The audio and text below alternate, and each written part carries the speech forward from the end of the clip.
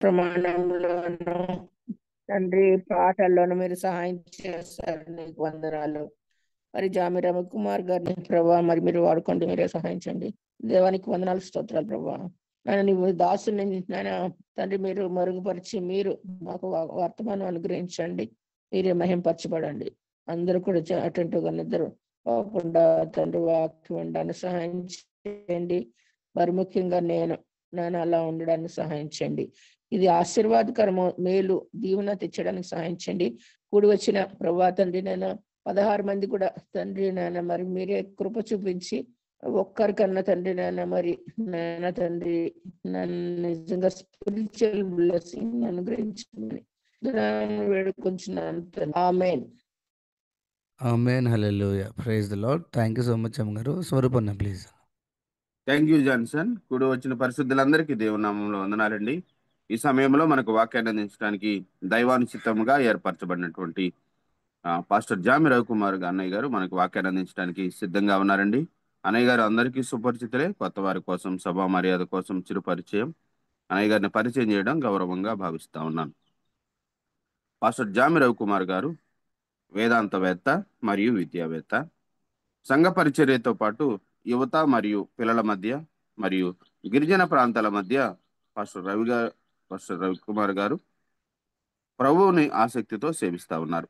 ప్రస్తుతం వారు విజయనగరం ఇమ్మానియేల్ బాప్టిస్ట్ సంఘ కాపరిగా సేవలు అందిస్తా ఉన్నారు. పాస్టర్ రవి గారు మరియు అతని ప్రియ సతీమణి గారు సునీత రవికుమార్ గారులకు గ్రేస్ అనే కుమార్తె కలరు. అన్నయ్య గారిని, అన్నయ్య గారి కుటుంబాన్ని దేవుడు దీవించిన విధానాన్ని బట్టి దేవునికి వందనాలండి. వెల్కమ్ టు పాస్టర్ గారు, ప్లీజ్ అండి. యేసుక్రీస్తు నామంలో వర్చువల్ ఫెలోషిప్ లో పాల్గొన్న ప్రతి ఒక్కరికి ప్రత్యేకమైన వందనాలు చెల్లిస్తున్న అవకాశం ఇచ్చిన బాబు రత్నాకర్ గారికి, కోర్ టీం వారికి ప్రత్యేకమైన వందనాలు. ఈరోజు మన వాక్య ధ్యానాంశము లూకా సువార్త 23వ అధ్యాయము 34 వచ్చిన విధంగా రాయబడి ఉంది. యేసు తండ్రి వీరేమి చేయుచున్నారో వీరెరుగురు గనుక వీరిని క్షమించమని చెప్పాను. అదేవిధంగా కీర్తన గ్రంథము 130వ కీర్తన ఒకసారి చూద్దాం. యెహోవా నువ్వు దోషములు కనిపెట్టి చూచిన యెడల ప్రభువా ఎవడు నిలువగలడు? అయినను జనులను యందు భయభక్తులు నిలుపునట్టు నీ యొద్ద క్షమాపణ దొరుకును. యేసుక్రీస్తుకున్న గుణలక్షణాల్లో శ్రేష్టమైన లక్షణం మనం ఎరిగిందే ప్రేమ. దేవుడు లోకమును ఎంతో ప్రేమించాను కాగా తన అద్వితీయ కుమారునిగా పుట్టినవాని విశ్వాసం ప్రతివాడు నశింపక నిత్యజీవమునందునట్లు ఆయన అనుగ్రహించిన రాయబడింది. అదేవిధంగా ఆ ప్రేమను కొంతవరకు మనం మన జీవితాల్లో చూపించగలం. కానీ అన్నిటికన్నా శ్రేష్టమైనది ఏంటంటే క్షమించే గుణం. యేసుక్రీస్తు తన జీవిత ప్రారంభ దినాల్లో ఆ కొండ మీద చేసిన ప్రసంగంలో అనేకమైన విషయాలు ఆయన బోధించుకుంటూ ఆయన వస్తాడు. వచ్చినప్పుడు కొన్ని ప్రత్యేకమైన మాటలు తెలియజేస్తాడు ఆయన. లూకా సువార్త 6వ అధ్యాయంలో కానీ మనం చూసినట్లయితే 36వ వచనంలో అంటాడు, కాబట్టి మీ తండ్రి కనికరము గలవాడై ఉన్నట్లు మీరు కనికరము గలవారై ఉండి తీర్పు తీర్చకుడి, అప్పుడు మిమ్మల్ని గూర్చి తీర్పు తీర్చబడదు. నేరం మోపకుడి, అప్పుడు మీ మీద నేరం మోపబడదు. క్షమించుడి, అప్పుడు మీరు క్షమించబడుదురు అని చెప్పి ఆయన చెప్పుకుంటూ వస్తాడు.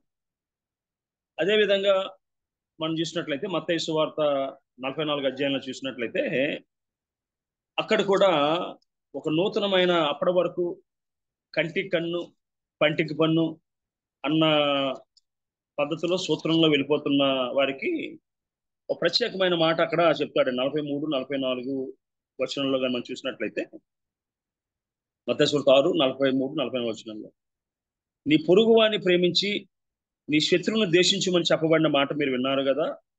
నేను మీతో చెప్పుచున్నదేమనగా మీరు పరలోకమందున్న మీ తండ్రి కుమారుల ఉండునట్లు మీ శత్రువులను ప్రేమించుడి, మిమ్మల్ని హింసించే వారి కొరకు ప్రార్థన చేయడి.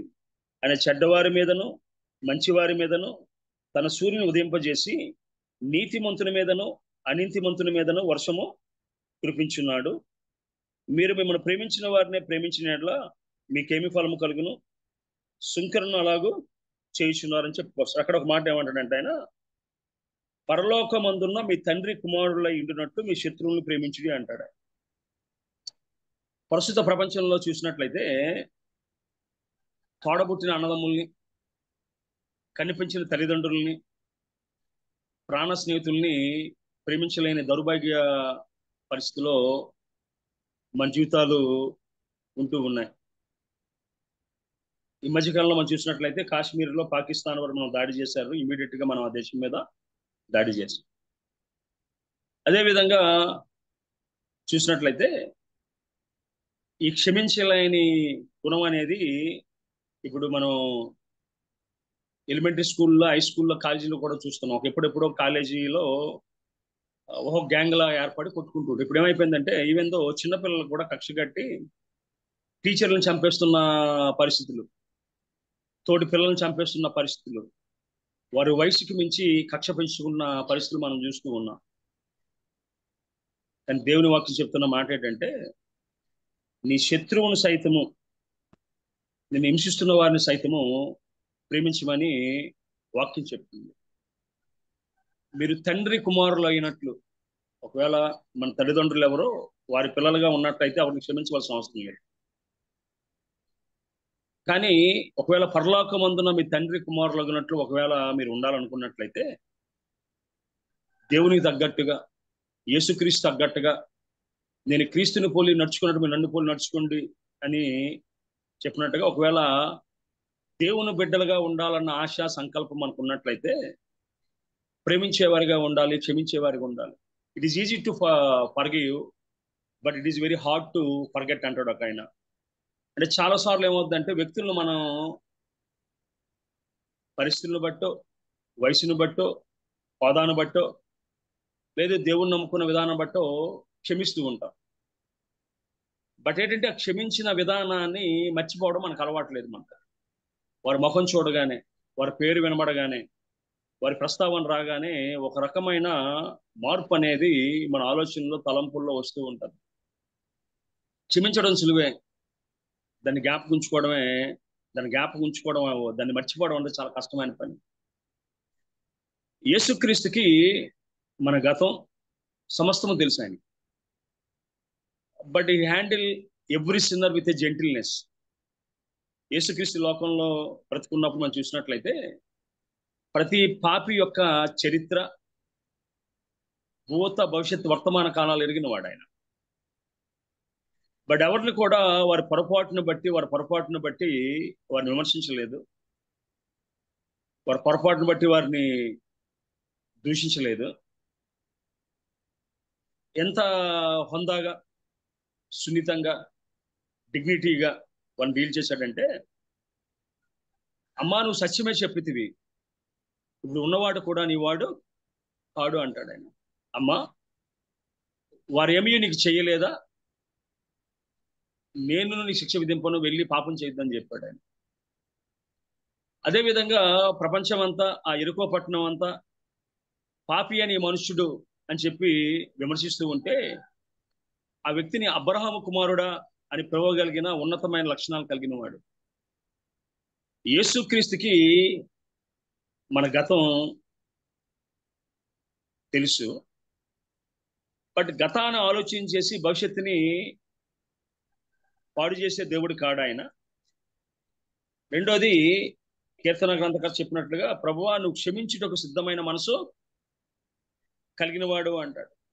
దేవునికి ఉన్న అనేక లక్షణాలలో ఆయనటమా ఎప్పుడు క్షమిద్దామా, నా బిడ్డలు ఎప్పుడు నా దగ్గరికి వస్తారని ఆయన ఆలోచన చేస్తూ ఉంటాడట. అంతేకాకుండా యెషయా 43:20 చెప్పడం మాట ఏంటంటే,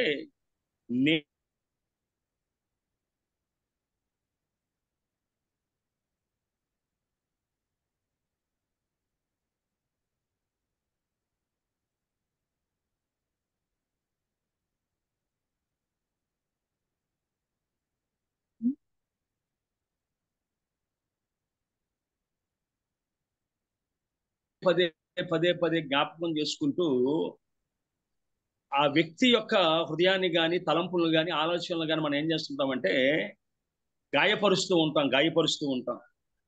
కానీ దేవుడు అంటున్నాడు, నేనే నా చిత్తానుసారముగా నా అతిక్రమం తుడిచివేయుచున్నాను, నేను నీ పాపమును జ్ఞాపకం చేసుకున్నాను, నాకు జ్ఞాపకము చేయము, మనము కూడి వాదింతము అని చెప్పి ఆయన చెప్పుకొస్తాడు ఆయన.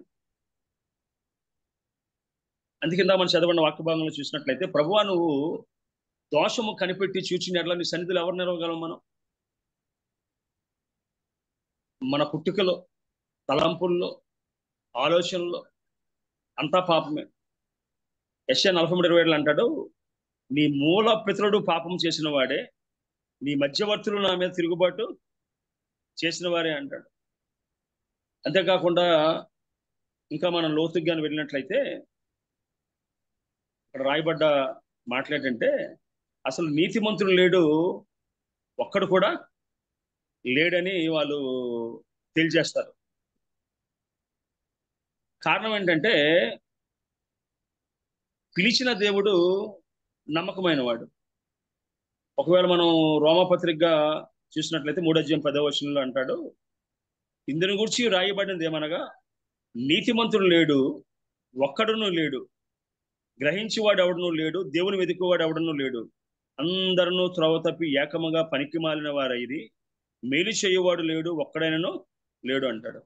కీర్తన 14:1 అంటాడు, దేవుడు లేడని బుద్ధిహీనులు తమ హృదయములు అనుకుందరు, వారు చెడిపోయిన వారు అసహ్య కార్యములు చేయుదురు, మేలు చేయవాడు ఒక్కడును లేడు, వివేకము కలిగి దేవుని వెతుకువారు కలరేమని యెహోవా ఆకాశం నుండి చూచి నరులను పరిశీలించింది, వారందరూ దారి తొలగి బొత్తిగా చెడి ఉన్నారు, మేలు చేయవారు ఎవరన్నా లేరు, ఒక్కడైనను లేడు అంటాడు. సో ఈ విధంగా చూసినట్లయితే నీతిమంతులు లేరు, బుద్ధిమంతులు లేరు, నీతిగా ఉండాలని ప్రయత్నం చేస్తున్న వారు లేరు. యోబు గ్రంథకర్త కూడా 25:4 అంటాడు, నరుడు దేవుని దృష్టికి నీతిమంతుడు ఎట్లా కాగలడు, స్త్రీకి పుట్టినవాడు ఆయన దృష్టికి ఎట్లు శుద్ధుడు కాగలడు అని చెప్పి ఆయన చెప్పుకొస్తాడు ఆయన. అంతేకాకుండా యోబు 15:14 అంటాడు, శుద్ధుడు ఒకటి నరుడు ఏపాటి వాడు, నిర్దోషి ఒకటికు స్త్రీకి పుట్టినవాడు ఏపాటి వాడు అని. అదేవిధంగా మన దేవుణ్ణి నమ్ముకున్న తర్వాత మనం చేస్తున్న భక్తి కార్యాలు, నీతి కార్యాలు చూసినట్లయితే యెషయా గ్రంథకర్త 64:6 అంటాడు, మేమందరం అపిత్ర వంటి వారం అయితిమి, మా నీతి క్రియలన్నీ మురికి గుడ్డల వలె ఆయను, మేమందరము ఆకు వలె వాడిపోతిమి అని చెప్పి చెప్పుకొస్తాడని. సో దేవుణ్ణి నమ్ముకున్న తర్వాత మనం ఏదైతే నీతి కార్యాలు, భక్తి కార్యాలు అని చెప్పి మనం అనుకుంటున్నామో, దాన ధర్మాలు కావచ్చు, అదేవిధంగా సువార్త సేవ కావచ్చు, సో మనం చేస్తున్న ఈ కార్యాలన్నీ ఆయన దృష్టికి ఎలా ఉన్నాయంటే మురికి గుడ్డల వల్లే కనబడుతున్నాయి. సో మన వ్యక్తిగత జీవితాల్లో మనం తెలుసుకోవాల్సిన అంశం ఏంటంటే, దావీదు అన్నట్టుగా, ప్రభా నేను పాపంలో పుట్టాను, పాపంలో పెరిగాను, పాపంలో నా తల్లి గర్భం ధరించింది, సో నాకు నీ క్షమాపణ కావాలి, నాకు నీ క్షమాపణ కావాలి అనే సత్యాన్ని గ్రహించే వరగా మన జీవితాల్లో ఉండగలగాలి. ఒకవేళ క్షమించుట, మన్నించుట, నేరము ఎంచకపోవుట, మనం ఒకవేళ అదేవిధంగా ప్రభా విమోచించుట, మనం అంటాం కొన్నిసార్లు, అయ్యా ఈ ఒక్క తప్పు కాయండి అంటాం, లేదా పొరపాటు జరిగింది క్షమించండి అంటాం. ఇంగ్లీష్లో చూసినట్లయితే ఫర్గివ్, పార్డన్, మై అపాలజీస్ అని చెప్పి చెప్తుంటాం. అంటే ఒక నేరం కానీ, ఒక మర్యాద లేని ప్రవర్తన కానీ, ఇతరులకు అసౌకర్యం కలిగించేది కానీ, జరుగుతున్న కార్యక్రమానికి అంతరాయం కలిగించేది కానీ, అదేవిధంగా దేవుని యొక్క ప్రవర్తన నియమావళిని మీరినప్పుడు కానీ మనకి క్షమాపణ అనేది అవసరం అవుతుంది. మనం ఏమనుకుంటామంటే మనం క్షమాపణ పొందడానికి అర్హులమి, మన పట్ల ఎవరైతే దురుసుగా, ఇబ్బందికరంగా ప్రవర్తించారో వాడి పాపాలు మాత్రం క్షమించడానికి అసలు వాడు అర్హుడు కాడు అన్నట్టుగానే మనం బిహేవ్ చేస్తూ ఉంటాం. ఒకవేళ నూతన నిబంధన గ్రంథాన్ని మనం చూసినట్లయితే కొంతమంది దైవజనులు దాన్ని పెట్టిన పేరు ఏంటంటే, new testament is a love letter to the people who killed his only sun. నూతన నిబంధన గ్రంథం దేవుడు రాసిన ప్రేమ లేఖ. దేవుడు రాసిన క్షమాపణ లేఖ. ఎవరికంటే ఎవరైతే తన ఏకైక కుమారుడైన యేసుక్రీస్తుని పట్టుకొని పిడిగుద్దులు గుద్ది, అయ్యా నేను ఎవరు కొట్టారో ప్రవచించమని అడిగి, ముళ్ళ కిరీటం పెట్టి తొడాలతో కొట్టి, చేతులకు మేకులేసి కాళ్ళకు మేకులేసి పక్కలో బల్లెంతో పొడిచి నానా రకమైన అవహేళనకు, నానా రకమైన ఇబ్బందికర పరిస్థితులకు నెట్టిన వారికి రాసిన లేఖట అది. అయ్యా నా కుమారుని మీరు చంపారు, అయినా నేను మిమ్మల్ని క్షమిస్తున్నాను రాసిన ప్రేమ లేఖటం అది.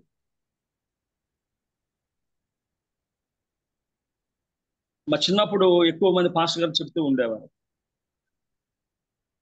ఒక ఆయన కోపంలో ఒక తల్లిదండ్రులకున్న ఏకైక కుమారుని చంపేశాడు. చంపేసినప్పుడు వాడికి జైలు శిక్ష, ఉరిశిక్ష విధించబడింది. విధించబడినప్పుడు ఆ తల్లిదండ్రులు వాడికి ఉత్తరం రాశారట, అయ్యా నా కొడుకుని మీరు చంపేశావు, కానీ నేను నిన్ను క్షమిస్తున్నాను అని. అదేవిధంగా ఎవరైతే యేసుక్రీస్తుని చంపేశారో ఆ చంపేసిన వారికి దేవుడు రాసిన love letter and the forgiveness letter, that is the new testament అంటారు.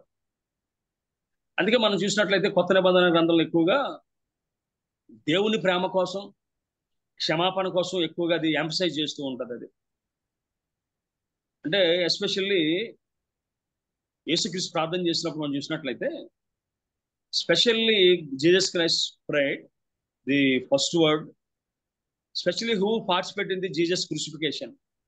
యేసు క్రీస్తు యొక్క ఆ సిలువను అమలుపరచడంలో, శిక్షణ అమలుపరచడంలో ఎవరైతే పాల్గొన్నారో వారి కోసం చేసిన ప్రార్థన, ఆయనతో పాటు మన అందరి కోసం చేసిన ప్రార్థన.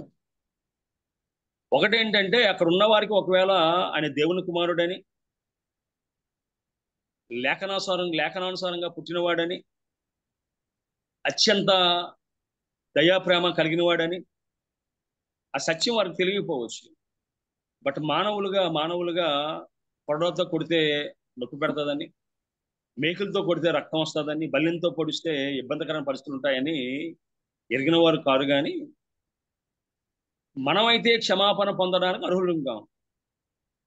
బట్ దేవుడు ఆయన ప్రేమించడానికి సిద్ధమైన మనసు కలిగిన వాడు.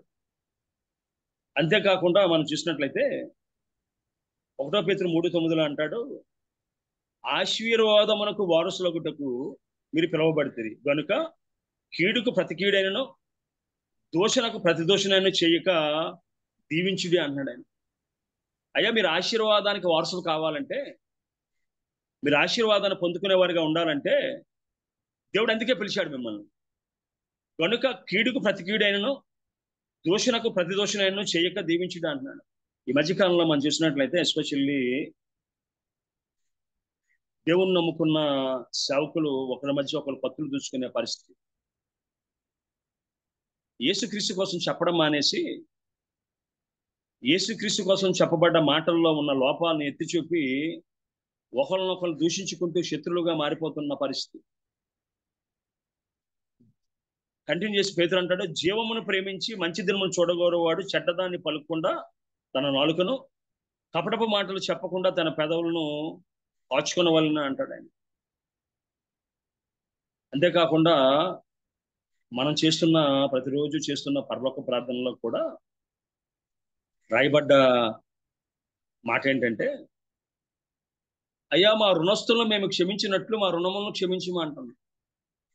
అంటే ఎవరైతే మన పట్ల చెడ్డగా ప్రవర్తించారో తెలిసి కానీ తెలియక కానీ వారిని క్షమించకపోయినట్లయితే దేవుడు మన పాపాలను క్షమించవలసిన అవసరం కానీ అగత్యం కానీ లేదని మన మట్టుకు మనమే ఒప్పుకుంటూ ఉన్నాం.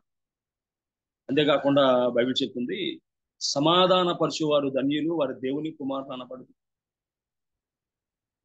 సమాధానం వెతికి దాన్ని వెంటాడు. సమాధానం అనేది మన జీవితంలో దొరకదు. మన ఉద్యోగం చేసే స్థలాల్లో కానీ, భార్యాభర్తల సంబంధాల్లో కానీ, కుటుంబ సభ్యుల సంబంధాల్లో కానీ, సమాజంలో కానీ సమాధానం అనేది దొరకడం లేదు. అందుకే అంటున్నాడు యేసయ్య, దాన్ని వెంటాడమంటున్నాడు, క్యాచప్ అంటున్నాడు ఆయన. సో మన వ్యక్తిగత జీవితాల్లో దేవుని బిడ్డలుగా దాన్ని వెతికేవారిగా ఉండగలుగుతూ ఉన్నామా? సంపాదించేవారిగా ఉండగలుగుతున్నామా? ఎంత ఖర్చు అయినా, మనం ఎంత ఖర్చు అయినా తగు డబ్బులు ఇచ్చి కొనడానికి ప్రయత్నం చేస్తున్నాం. మన సంబంధాల విషయాల్లో కూడా మనం జోక్యం చేసుకొని దాన్ని పెద్ద చేస్తున్న రోజుల్లో మనం ఉన్నాం. దేవుడు అంటున్నాడు సమాధానం వెతికి వెంటానమన్నాడు. ఆ సమాధానం కోసం ఆయన రక్తాన్ని ధారపోశాడు. తండ్రి తన కుమారుని చంపిన వారిని క్షమించాడు, కుమారుడు తన చంపిన వారిని క్షమించాడు. ఆయన అపోస్తలుల కార్యాలు 26:18 అంటాడు, వారు చీకటి నుండి వెలుగులోనికి, సాతాను అధికారం నుండి దేవుని వైపు తిరిగి నా యందలి విశ్వాసము చేత పాప క్షమాపణను పరిశుద్ధపరచబడిన వారిలో స్వాస్థ్యం పొందినట్లు వారి కన్నులు తెరచుటకై నేను నిన్ను వారి ఎదుగు పంపేదని చెప్పి దేవుడు పేతురుతో చెప్పాడు. దేవుని సేవకుల ఉద్దేశం కానీ, దేవుడు బిడ్డలు పిలిచిన ఉద్దేశం కానీ ఏంటంటే క్షమించేవారిగా ఉండాలని చెప్పి దేవుడు ఆశపడుతూ ఉన్నాడు. సో మనకి హెబ్రీ భాషలో సలహా అని చెప్పి అంటాం, SALAH. దాని అర్థం ఏంటంటే ఫర్గివ్. మనం బైబిల్లో చూసినట్లయితే దేవుడు వ్యక్తులను క్షమించిన సందర్భాలు చాలా సందర్భాలు బైబిల్లో మనకి కనబడతాయి. ఒకవేళ మనం క్షమించు, మన్నించు, అదేవిధంగా చాలా పదాలు మనం వాడుతూ ఉంటాం. బైబిల్లో చూసినట్లయితే దేవుడు అనేక మంది వ్యక్తుల్ని ఆయన క్షమించాడు. అదేవిధంగా కొంతమంది వ్యక్తులు తమ పట్ల కఠినంగా ప్రవర్తించిన అన్నదమ్ములను క్షమించిన సందర్భాలు ఉన్నాయి.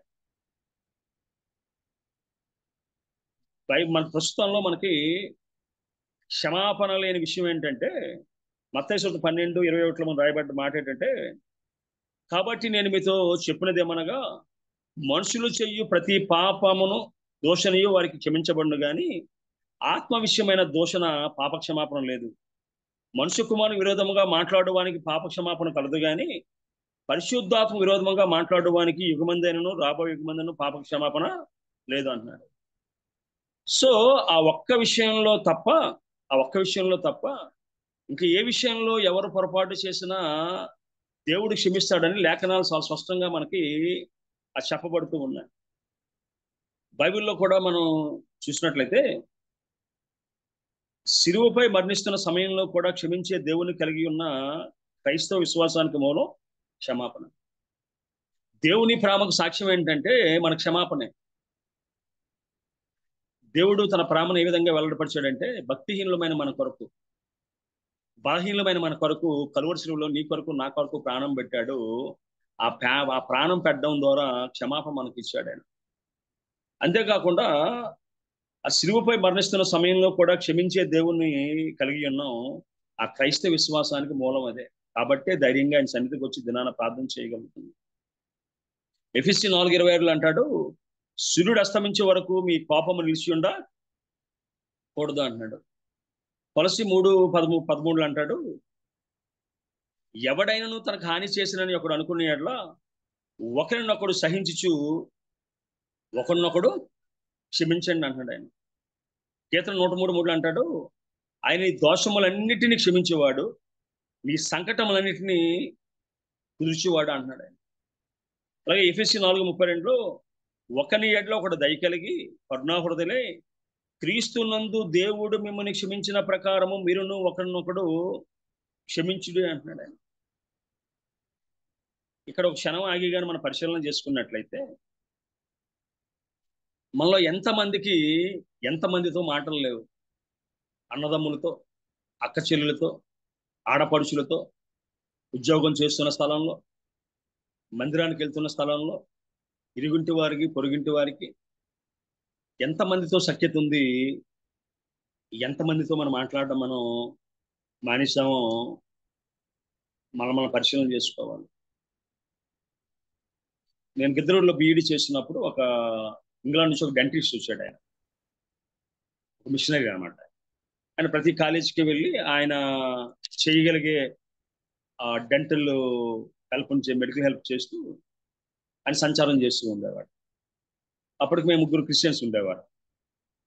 ఆయన అలాగ వచ్చాడు కదా, రాత్రి ఆయన ఉంటాడని చెప్పి మేము డివోషన్ ప్రారంభించుకున్నాం.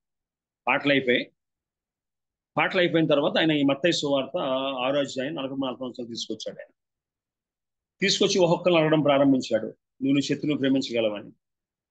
తక్కువ గుంపే ఉన్నాం మేము ముగ్గురు, అదేవిధంగా మాతో వచ్చిన కొంతమంది పిల్లలు కూర్చొని ఉన్నాం. ఆయన మొక్క మీద చేపట్టి అడిగాడు, నువ్వు నీ శత్రువును క్షమించగలవా అని అడిగాడు. ఆయన ఫస్ట్ అడిగాడు, మీరు ఎవరు క్రిస్టియన్స్, ఎవరు బాప్తిసం తీసుకున్నారని. సో ముగ్గురు చేతులు ఎత్తాం. ఆ ఎత్తిన తర్వాత ఆయన నన్ను సూటిగా అడిగాడు, ఆయన నీ శత్రువును క్షమించగలవని అడిగాడు. ఆయన అంత సూటిగా దగ్గరలో అడుగుతున్నప్పుడు కాదని అంతరాత్మ చెప్పినప్పుడు నేను క్షమించలేని చెప్తాను ఒక మాట చెప్పాడు, అయితే నువ్వు క్రైస్తవుడు.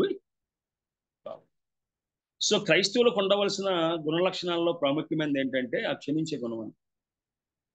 నేను క్రీస్తుని పోలి నడుచుకున్నట్లు, ఎందుకంటాడు ఆయన అడుగుజాడల్లో నడమంటున్నాడు, మీకు మాదిరి ఉంచిపోయినని వాక్యం సెలవిస్తూ ఉంది. ఆయన మాదిరి ఉంచిపోయిన. యెషయా గ్రంథకర్త అంటాడు, అయ్యా పొట్టువానికి నా వీపును అప్పగించి తిని, పెరుగువానికి నా చెప్పను అప్పగించి తిని, అదేవిధంగా ఉమ్మ వేయ వారికి నా ముఖమును అప్పగించి తిని, నా ముఖమును చెక్కుముకు రాతి వల్ల చేసుకున్నాను అంటాడు. ఇప్పుడు ఏ విధంగా అయితే మనకి ప్రవీణ పగడాల గారు చనిపోయినప్పుడు సంబంధం లేని అనేక మంది వ్యక్తులు, ఇతర మతాలకు చెందిన వారు, రాజకీయ నాయకులు, అసలు ఎందరు వచ్చారో తెలియదు, అకారణంగా ఎంతమంది విమర్శలు చేశారు. యేసుక్రీస్తు చనిపోయినప్పుడు కూడా దొంగలు వారు అదే శిక్షా విధులు ఉన్నారు, వారు నాయకులుగా తయారయ్యి యేసుక్రీస్తు విమర్శించడం ప్రారంభించారు. రోమా సైనికులకి జరుగుతున్న పోరాటం అంతా ఎవరికంటే యూదులకు, అదేవిధంగా యేసుక్రీస్తు జరుగుతున్న రోమా సైనికులకు సంబంధం లేదు, ఆ మతంతో సంబంధం లేదు. వారు వచ్చి రకరకాలుగా యేసుక్రీస్తుని ముసుగు వేసి కొట్టి ఎవరు కొట్టారో ప్రవచించమని, బుల్లకిరీటం పెట్టి యూదుల రాజా శుభమని రకరకాలుగా అదేవిధంగా ఆ త్రోవను వెళ్తున్న వారు కూడా తల్లాడించారు. అయ్యా నువ్వు దేవుని కుమారుడు అయితే నువ్వు 3 దినాల్లో దేవాలయం కడతావన్నా కదా, నువ్వు దిగిరా అని చెప్పి చాలా మంది చాలా రకాలుగా బట్ దేవుడు ఆయన క్షమించడానికి సిద్ధమైన మనసు కలిగిన వాడు కాబట్టి ఆయన క్షమించుకుంటూ వచ్చాడు. ఆయన క్షమాపణ అనేది ఒక శక్తివంతమైన భావన. ఇది మన వ్యక్తిగత మరియు సంబంధ జీవితాల్లో ఒక గొప్ప మార్పు అనేది తీసుకొస్తుందండి. క్షమించడం ద్వారా మన పాపం, మన ద్వేషం, అదేవిధంగా మన బంధకాలు, ఆటంకాలు మనం తొలగించుకోవచ్చు. అంతేకాకుండా మన హృదయంలో మనశ్శాంతిని పొందుకోవచ్చు, స్వస్థతను మనం పొందుకోవచ్చు. మార్టిన్ లూథర్ కింగ్ జూనియర్ అనేవాడు ఏమంటాడంటే, ఆయన క్షమాపణ అనేది అప్పుడప్పుడు చేసే చర్య కాదు, అది స్థిరమైన వైఖరి అంటాడు ఆయన. అంటే ఆ క్షణానికి క్షమించి ఆ తిరిగి మళ్ళీ కఠినమైపోవడం కాదు, it is a life long process. Forgiveness should be our attitude. ఎందుకంటే ఈ లోకంలో దేవుని ఎరగని వారు, ఈ లోకంలో లోక సంబంధమైన అనుభవం లేని వారు, జ్ఞానం లేని వారు ఉంటారు. మన దౌర్భాగ్యం ఏంటంటే మనకంట తక్కువ స్థాయి అన్నగాని తక్కువ వయసు ఉన్నవారు, తక్కువ అనుభవం ఉన్నవారు, చిన్నపిల్లలు పొరపాటు చేస్తే వారితో సమానంగా మనం తవ్వుపడడానికి చాలాసార్లు ప్రయత్నం చేస్తాం. స్కూల్లో కొన్నిసార్లు పిల్లలు కొట్టుకుంటారు, సార్ ఆడు కొట్టాడు నేను కొట్టాను సార్ అంటే, నేను అంటాను కుక్క మనల్ని కరిసిందని కుక్కను మనం కొట్టంగా ఒక అడుగు చెప్పు దెబ్బ అని. సో వారు ఏ విధంగా ప్రవర్తించినా, అవతల వ్యక్తులు ఏ విధంగా ప్రవర్తించినా దేవుని బిడ్డలుగా ఒక ముద్ర మనకుంది, దేవుని బిడ్డలుగా సజీవమైన పత్రికలుగా మనం ఉన్నాం.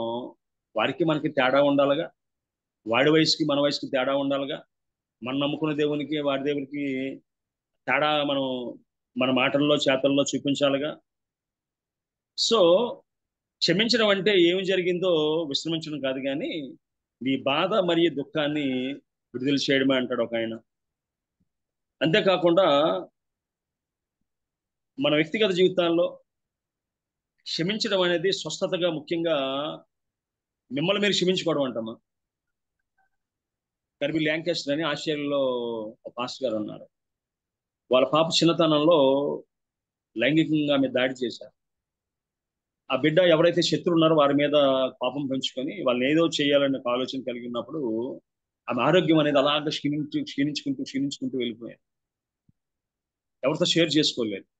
ఒకసారి తండ్రి గారు ఆ పిల్లతో మాట్లాడినప్పుడు, యవనస్తురాలు అయిన తర్వాత ఆ విషయాలను చెప్పుకొచ్చినప్పుడు తండ్రి చెప్పాడటమ్మా, వారికి క్షమించి నీ ఆరోగ్యం కుదిపడతాను. ఆ బిడ్డ ఎవరైతే తన పట్ల కఠినంగా ప్రవర్తించారో చిన్న వయసులో వారిని అందరినీ క్షమించిన తర్వాత ఆరోగ్యం బాగుపడడం ప్రారంభించింది. కొన్నిసార్లు దౌర్భాగ్యం ఏంటంటే వాడు మన శత్రువు అని మనకు తెలుసు, వాడికి తెలియదు. వాడికి అందుకే వాడు సంతోషంగా హ్యాపీగా నవ్వుతూ పలకరిస్తాడు. మనం వాడి ముఖం చూసినా, వాడు ఉనికి చేసినా, వాడి పరిస్థితులు చూసినా మనం ఎందుకో చాలా ఇరిటేట్గా మనం ఉంటాం. కొన్ని ప్రోగ్రామ్స్ కూడా వెళ్ళడానికి ఇష్టపడం. వాళ్ళు వచ్చే ప్రోగ్రామ్స్ ఏమి ఉన్నాయంటే వెళ్ళడానికి ఇష్టపడం, వారితో స్టేజ్ పంచుకోవడానికి ఇష్టపడడం, వారితో కొన్ని కార్యక్రమాలు పాల్గొనడానికి మనం ఇష్టపడడం. సో ఎవరినైనా క్షమించడం అంటే అర్థం ఏంటంటే మనం క్షమించుకోవడమేనంట, మనం క్షమించుకోవడమేనంట. అంతేకాకుండా మన వ్యక్తిగత జీవితాల్లో మనం క్షమించలేని వాటిని క్షమించడం వల్ల గుర్తుంచుకోవడం కొత్త మార్గం ఏర్పడుతుంది. మన గత జ్ఞాపకాలను భవిష్యత్తు కోసం ఆశగా మారుస్తాయట అవి. ఒకవేళ మన వ్యక్తిగత జీవితంలో క్షమించలేని విషయాన్ని కూడా క్షమించగలిగితే దేవుడు దాన్ని దీవిస్తాడట. అంతేకాకుండా బలహీనలు ఎప్పటికీ క్షమించలేరు. క్షమాపణ బలవంతుని లక్షణం అంటాడు మహాత్మా గాంధీ. ఆయన చేసిన సత్యాగ్రహాల్లో కానీ, ఆయన చేసిన నాన్ వైలెన్స్ లో కానీ ఉన్న మూల సూత్రం ఏంటంటే బైబిల్లో ఉన్న సూత్రం. యేసుక్రీస్తు కూడా ఒకరోజు ఎవరిని శపించలేదమ్మా. ఈ లోకంలో ఉన్నప్పుడు ఎవరిని శపించలేదమ్మా. బలహీనులు ఎప్పటికీ క్షమించలేరు, క్షమాపణ బలవంతు లక్షణం అంటాడు ఒక ఆయన. క్షమించడం ద్వారా మన కోపం, మన ద్వేషం మరియు పగ యొక్క బంధకాలను తొలగించుకుంటాం. మన శాంతి మరియు స్వస్థతను కనుగొంటాం. క్షమించిపోవడం ద్వారా ద్వేషంలోన పెరుగుద్ది, కోపంలోన పెరుగుద్ది, ఆ పగాని బంధకాల్లో మనం ఉండిపోతాం. అంటే కొన్నిసార్లు చిన్నపిల్లల్లాగా మనం ప్రవర్తిస్తూ ఉంటాం. ఒకవేళ మనకి ఇష్టం లేని వారికి నష్టం జరిగితే, మనకి ఇష్టం లేని వారికి శ్రమ వస్తే, మనకి ఇష్టం లేని వారికి బాధ వస్తే అందులో సంతోషిస్తూ ఉంటాం. అంటే మన వయసుకి మన పరిస్థితికి అది సరైన పరిస్థితి కాదు. అది ఈవెన్ దో ఈ మార్క్స్ విషయంలో కూడా మన పిల్లల కన్నా ఎవరికైనా ఎక్కువ మార్కులు వచ్చినా, మన పిల్లలకన్నా ఒక మంచి ర్యాంక్ వచ్చినా, చిన్నపిల్లలు వాళ్ళకి మనకు అసలు ఎటువంటి సంబంధం లేదు. బైబిల్లో ఒకే మాట రాయబడి ఉంది, సంతోషించే వారితో సంతోషించుడి, దుఃఖపడి వారితో దుఃఖపడండి. ఒక సుమారుగా 8 సంవత్సరాల పిల్లలు లేరు. మాకు పిల్లలు లేరని ఎవరి విషయంలో ఇది చేయలేదు. మా అన్నదమ్ముల పిల్లలు, బామర్దుల పిల్లలు, ఏ పిల్లలు కనబడినా ప్రేమించడం నేర్చుకున్నాం. ఇప్పటికీ అదే నేర్చుకున్నాం. మనకి లేనిది మన పక్క వారికి ఉంటే, ఒకవేళ మన పక్కింటోడు కారు ఉంది, అవసరమైతే కారు వాడుకోవచ్చు, లేదా ఇంకేదో వస్తువు ఉంది అవసరమైతే వాడుకోవచ్చు. ఒకవేళ శత్రుత్వం పెట్టుకుని చెత్త ఎగిరిందనో, లేదా ఒక మాట ఏదో అన్నారనో, లేదు ఎవరో వాళ్ళ కోసం చెడ్డగా చెప్పారనో, అది సత్యమో అసత్యమో అని ఎరగకుండా శత్రువులు కానీ పెంచుకున్నట్లయితే, ప్రపంచం ఎలా ఉందంటే రాజుగారి పెద్ద భార్య చిన్న భార్య మంచిదంటే పెద్ద భార్య మంచిది కాదు కదా అన్నట్టుగా సమస్తాన్ని మనం వర్తించుకుంటాం. కొన్నిసార్లు స్కూల్లో తిట్టినప్పుడు పిల్లలు కొంతమంది మొహం మార్చేస్తారు. అంటాను, ఒరే ఇసిరిన బాల్ నీకు కాదు, నువ్వెందుకు క్యాచ్ పట్టుకుంటావు అని. ఎవరేమన్నా మనకి ఇష్టం లేని వారు ఎవరేమన్నా దాన్ని మనకు ఆపాదించుకుంటాం. నన్నే అన్నాడు, కావాలని నన్నే అన్నాడన్న ఉద్దేశంలోకి వెళ్ళిపోతూ ఉంటాం. ఆ విధంగా మనం ఉన్నట్లయితే మనకు ఆరోగ్యం పాడైపోద్ది, అదేవిధంగా బంధాలు తెగిపోతాయి, ద్వేషం పెరుగుద్ది, రకరకాల విషయాలు. క్షమాపణ అనేది ఒకవేళ గతాన్ని మార్చలేకపోవచ్చు, కానీ భవిష్యత్తుని అది ఖచ్చితంగా మార్చగలదు, భవిష్యత్తులో కలిసి పనిచేయగలదు. ఒకప్పుడు ప్రాణ స్నేహితులుగా ఉండి సేవలో ఉన్న బర్నబా, అదేవిధంగా పౌలు మార్కును బట్టి విడిపోయారు. మరి జీవిత చర్మాంకంలో అపొస్తలుడైన పౌలు తిమోతిలో అంటాడు, మార్కుని వెంట పెట్టుకురాము, అతడు ప్రయోజనకరమైన వాడు అంటాడు. అయ్యా అప్పుడు పలానా సందర్భంలో తగువైంది నాకు వీడి వల్లనే, సో వీళ్ళ దగ్గరికి రానివ్వద్దు అనలేదు. ఎందుకంటే ఆ క్షమాపణ ఏ విధంగా ఉంటుందో అపొస్తలుడైన పౌలు ఎరుగుతుంది. ఆయన అయ్యా పూర్వ హింసకుడును దోషకుడును హానికరుడు నన్ను నమ్మకమైన వానిగా ఎంచి తన సేవకు పిలిచిన దేవునికి వందనాలు అంటాడు ఆయన. ఒకవేళ 1 తిమోతి 1:12 పూర్వం దోషకుడు హింసకుడును హానికరుడు నన్ను తన పరిచర్యకు నియమించి నమ్మకమైన వానిగా ఎంచినందుకు నన్ను బలపరిచిన ప్రభువైన క్రీస్తు యేసు దగ్గరనే ఉన్నాను. తెలియక అవిశ్వాసం వల్ల చేసితిని గనుక కనికరింపబడుతుంది. మన వ్యక్తిగత జీవితంలో ఎన్నిసార్లు కనికరించబడ్డాం మనం? ఆ పొందిన కనికరాన్ని ఇతరులకు ఇవ్వడానికి ఎందుకు ఇబ్బంది పడుతూ ఉన్నాం? మన బిడ్డల పట్ల అంత పాపం చూపించమే. మన పట్ల మనం అద్దంలో చూస్తుంటే మన పట్ల మనకి ఎప్పుడు దేశం కలగలేదే. మరి ఇతరులు చిన్న పొరపాటు చేసినప్పుడు దాన్ని ఎందుకు క్షమించలేకపోతున్నాం? దేవుని బిడ్డలం కాదా మనం చూసినట్లయితే దేవుని యొక్క క్షమాగుణాన్ని గురించి అనేక సార్లు బైబిల్లో మనం రాయబడ్డాయి. అంతేకాకుండా మనం చూసినట్లయితే చాలా మంది దేవునికి వ్యతిరేకంగా ప్రవర్తించిన వారు కూడా దేవుని ప్రేమను ఎరిగిన వారే. యోనా అంటాడు అసలు దేవుని యొక్క మూర్తిమత్వాల కోసం చెప్తూ, యోనా 4:2 యెహోవా నేను నా దేశమందుండగా ఇట్లు జరుగునని అనుకుంటుంది కదా, అందువలననే నువ్వు కటాక్షమును జాలియు బహుశాంతమును అత్యంత కృపగల దేవుడివై ఉండి పశ్చాత్తాపపడి కీడు చేయక మానుదువని నేను తెలుసుకున్న దానికి ముందుగానే దర్శించుకో. యోనాకు అర్థమైన దేవుని యొక్క ప్రేమతత్వము, మూర్తిమత్వము, ఆ గుణ లక్షణాలు ఏంటంటే, అయ్యా నువ్వు కటాక్షమును జాలియును బహుశాంతమును అత్యంత కృపగల దేవుడివై ఉండి పశ్చాత్తాపపడి కీడు చేయక మానుదనని నేను తెలిసిన దానికి ముందుగా దర్శించుకు పారిపోతున్నాను అంటాడు ఆయన. సో మరి అంత దేవుని యొక్క మనస్తత్వాన్ని ఆయన చదివాడు, దేవుని యొక్క మనస్తత్వాన్ని ఎంత ఆయన ఆలోచన చేశాడో.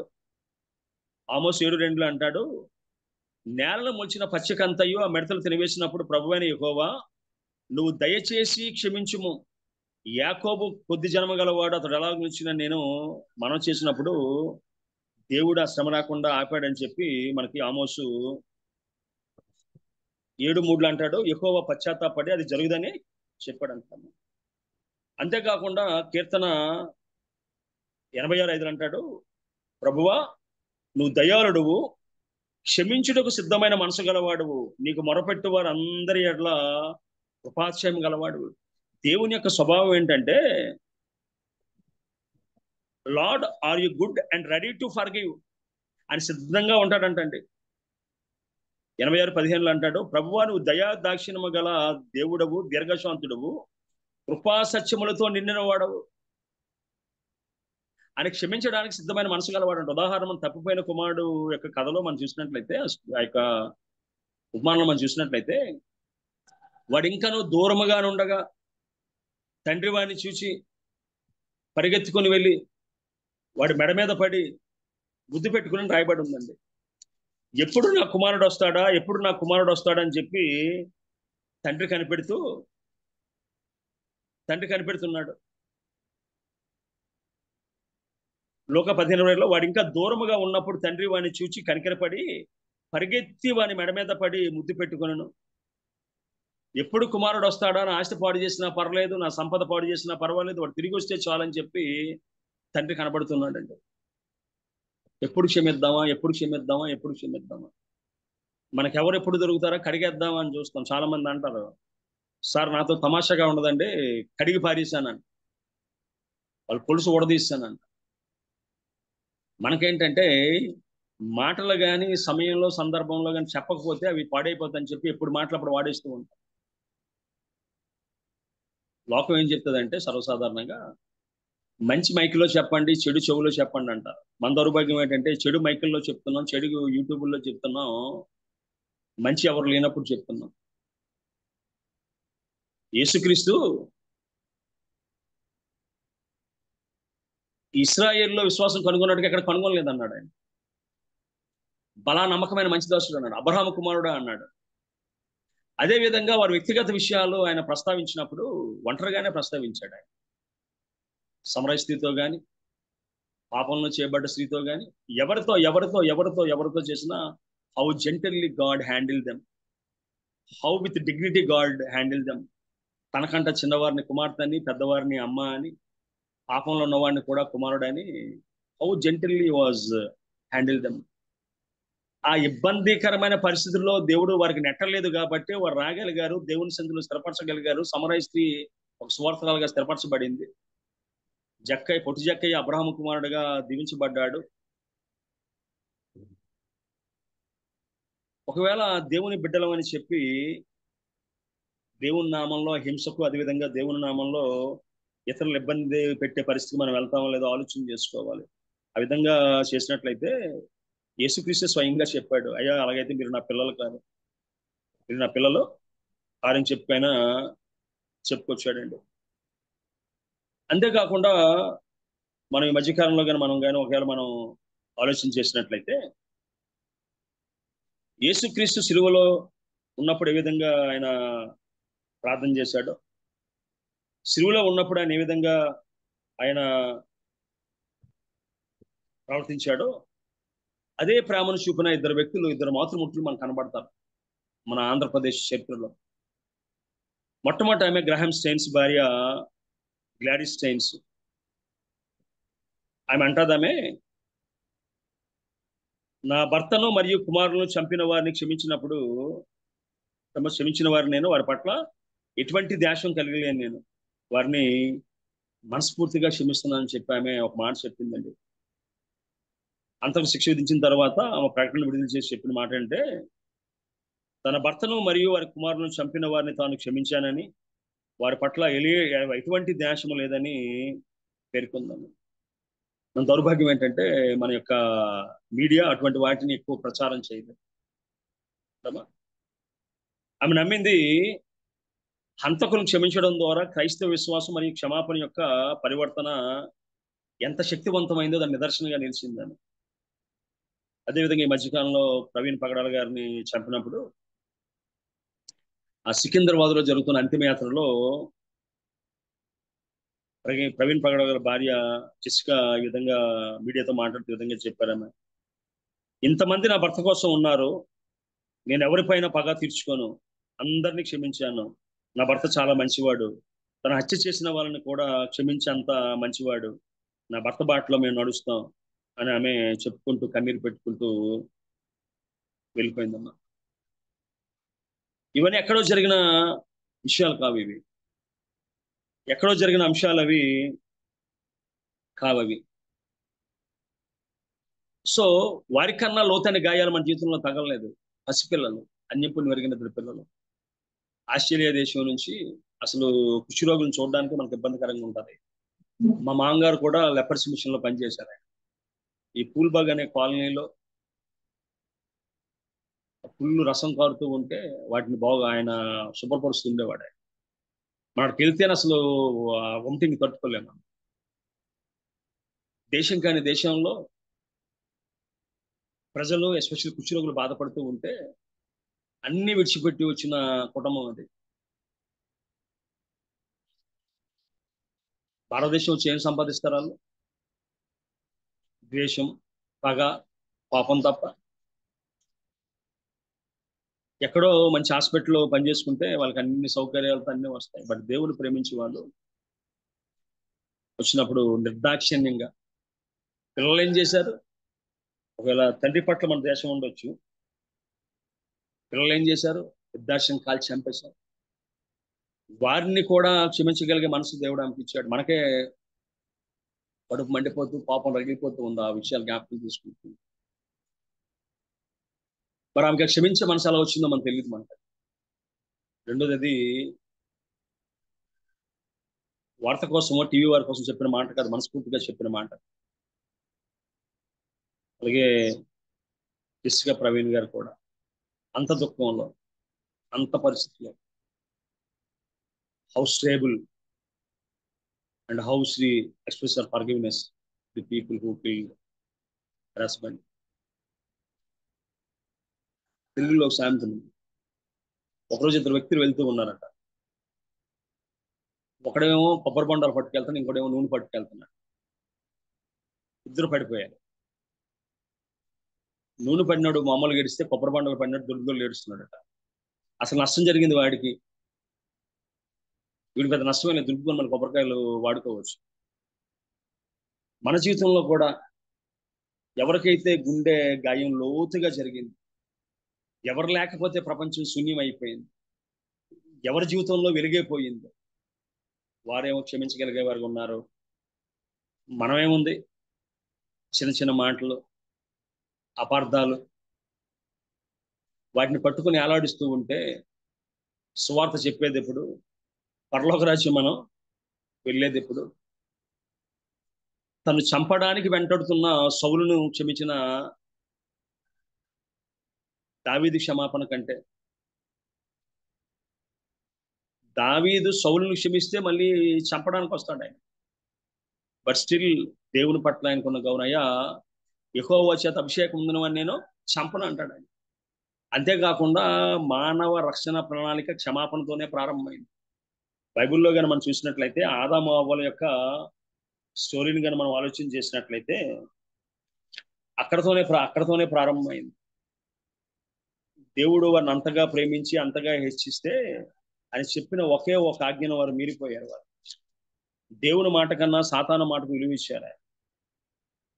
వాళ్ళు తమ పాపాన్ని కప్పుకున్నారు వాళ్ళు. ఒకవేళ మనం చూసినట్లయితే, అయ్యా ఎందుకయ్యా నువ్వు చేసావు అంటే, అయ్యా నువ్వు ఇచ్చిన అవ్వ ఇచ్చింది అన్నారు. అవ్వ ఎందుకు చేసావు అంటే సర్పం ఇచ్చింది అన్నారు. సర్పం అడిగితే సర్పం అన్నదట, అయ్యా చెప్పింది నేనే గాని పాపం చేసిన వాళ్ళిద్దరే అని చెప్పి అన్నదట. సో దేవుడు పండు తిన్న అవ్వను శపించలేదు, ఆదామును శపించలేదు, కానీ సర్పాన్ని శపించాడు, నేలను శపించాడటమ్మ. అక్కడ అంటున్నాడు అక్కడ 14వ వచనంలో, అందుకు దేవుడైన యెహోవా సర్పముతో 3:14 ఆదికాండము, నువ్వు దీన్ని చేసినందున పశువులన్నింటిలోను భూజంతువులన్నింటిలో నువ్వు శపించబడిన దానిపై నీ కడుపుతో ప్రాగుచు నువ్వు బ్రతుకు దినములన్నీ మన్ను తిందువు, మరియు నీకును నీ సంతానమునకును ఆమె సంతానముకు వైరము కలుగు చేసినని, అది నీ తల మీద కొట్టును దాని మడి మీద కొట్టిదివని చెప్పాను. స్త్రీకి పెట్టింది ఏంటంటే ప్రసవ వేదన పెట్టాడు. అంతేకాకుండా 17వ వచనంలో అంటాడు, నీ నిమిత్తము నేలను శపించబడి ఉన్నది. నేలను శపించాడు, సాతాను శపించాడు. వీళ్ళకి వచ్చిన చిన్నవే, వాళ్ళకేమో గర్భవేదన, రెండేమో చెమటతో నువ్వు అంటావు. అంతేకాకుండా దేవుడు క్షమించి వారికి చర్మం చొక్కాయాలను చేయించినట్టుగా వాక్యం మనం సెలవిస్తుంది. అక్కడ వదిలేదు వాళ్ళు. దేవుడు క్షమించుకుంటూ వచ్చాడు. బైబిల్ ప్రారంభం నుంచి అంతం వరకు క్షమాపణ కనబడుతుంది మనకి. అంతేకాకుండా మనం చూసినట్లయితే భార్యను క్షమించిన భర్త. హాగరును చేసుకోవడంలో అబ్రహాము గారి యొక్క ఆలోచన తలంపుల కంటే శారా ఆలోచనల తలంపులు ఎక్కువగా మనకు కనబడుతూ ఉంటాయి. వివాహం చేసుకోమని సలహా ఇచ్చింది ఆమె.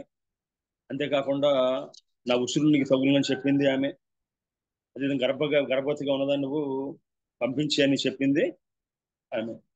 అన్ని విషయాలు ఎక్కడ కూడా అబ్రహాము ఒక్క క్షణం కూడా నువ్వే కదా చెప్పావు, నువ్వే కదా చేసావు, అసలు నీ పిల్లలను వెళ్ళిపోని ఎప్పుడు అనలేదు.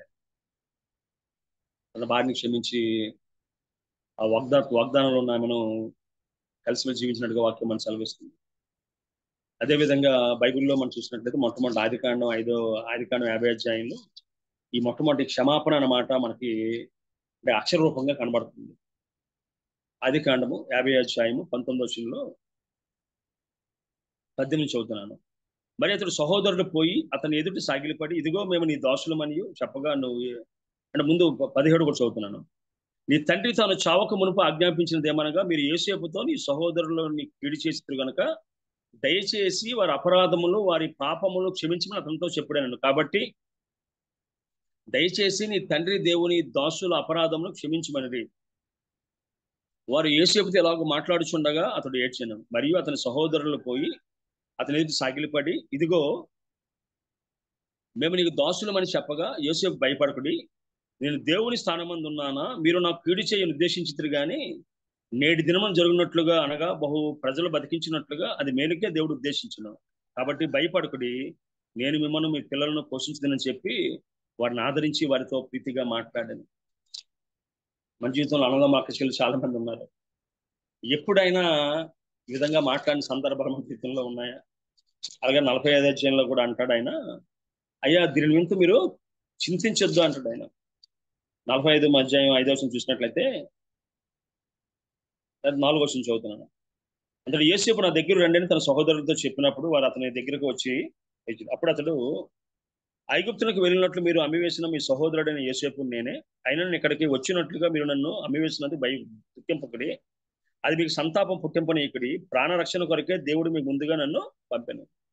వారు దుఃఖపడడం లేదు, సంతాపడడం లేదు, భయపడుతున్నారు. సో ఎవరైతే అన్నదమ్ములు కానీ అక్క చెల్లెలు కానీ చుట్టాలు కానీ బంధువులు కానీ మన పట్ల చెడుగా ప్రవర్తిస్తే ఏసేపులా ప్రవర్తించే వారికి ఉన్నాం. ఎన్నిసార్లు ఏసేపు కోసం మనం ప్రసంగాలు చేసుకుంటాం. సండే స్కూల్లో ఏసేపు కోసం ఎన్నిసార్లు చెప్పుకుంటాం. సండే స్కూల్ పిల్లలకి చెప్పి మన సొంత వారి పట్ల ఆ విధంగా తప్పుగా ప్రవర్తించినట్లయితే దేవుడు క్షమిస్తాడా? అది వేషధారణ కాదా? వేషధారులుగా తీర్పు తీర్చబడమా మనం? ఆలోచించి. అదేవిధంగా ఒకవేళ భార్య అన్నదమ్ములు, అదేవిధంగా అక్క చెల్లెలు. మోషే కూషుదేవి స్త్రీ వివాహం చేసుకున్నప్పుడు మిరియాము అహరోనులు విమర్శిస్తారు. అందులో మిరియాము ఎక్కువగా బాధ్యత తీసుకొని మరి ఏం తిట్టిందో తెలియదు. ఒరే, నువ్వు చనిపోవలసిన వాడివి, నువ్వు జంపిట్లో పెట్టిన దాన్ని నేనే, ఫరో కుమార్తో మాట్లాడిన దాన్ని నేనే, అమ్మని తెచ్చిన దాన్ని నేనే, అన్నిట్లో నేను ముందున్నాను, మరి ఎందుకు నాకు చెప్పకుండా చేసుకున్నావు? మొత్తం మీద ఏమన్నదో మనకు ఐడియా లేదు. కానీ దేవుడు అంటున్నాడు, సంఖ్యాకాండం 12వ అధ్యాయంలో చూసినట్లయితే 8వ వచనంలో అంటాడు, ముందు నుంచి చదవడం టైం లేదు కాబట్టి, నేను గూఢభావంతో కాదు దర్శనమిచ్చి ముఖాముఖిగా అతనితో మాట్లాడదును. అతడు యెహోవా స్వరమును నిదానించి చూచును, కాబట్టి నా సేవకు నేను మోషేకు విరోధంగా మాట్లాడుతూ మీరు ఎలా భయపడలేదు. యెహోవా కోపం వారి మీద రగులు కొనగా ఆయన వెళ్ళిపోయాను.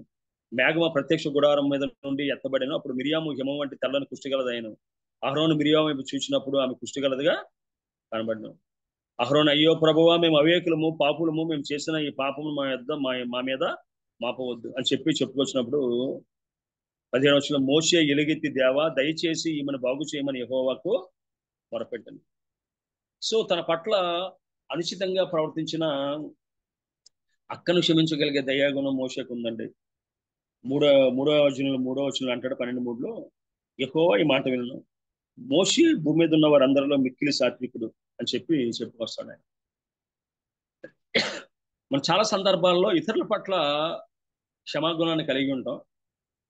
అదేట్లో రక్తం పంచుకొని వచ్చిన మన యొక్క అక్క చెల్లెలు అన్నదమ్ములు పట్ల అందరినీ పిలుస్తాం శుభకార్యాలకి, వారిని పిలం, అందరికీ శుభవచనాలు చెప్తాం, మన జీవితంలో జరిగిన గొప్ప విషయాలు చెప్తుంటాం, వారితో పంచుకోవడానికి ఎందుకు ఇష్టపడని దౌర్భాగ్య పరిస్థితుల్లో ఉన్నాం. క్రైస్తవ్యం అంటే కేవలం ఏదో పాటలు పాడో ప్రార్థన చేసో చేసేది కాదు. అది క్రైస్తవ్యం అనేది ఒక జీవన విధానం. అది అందరూ క్రైస్తవులు అయిపోదు. జీవన విధానం.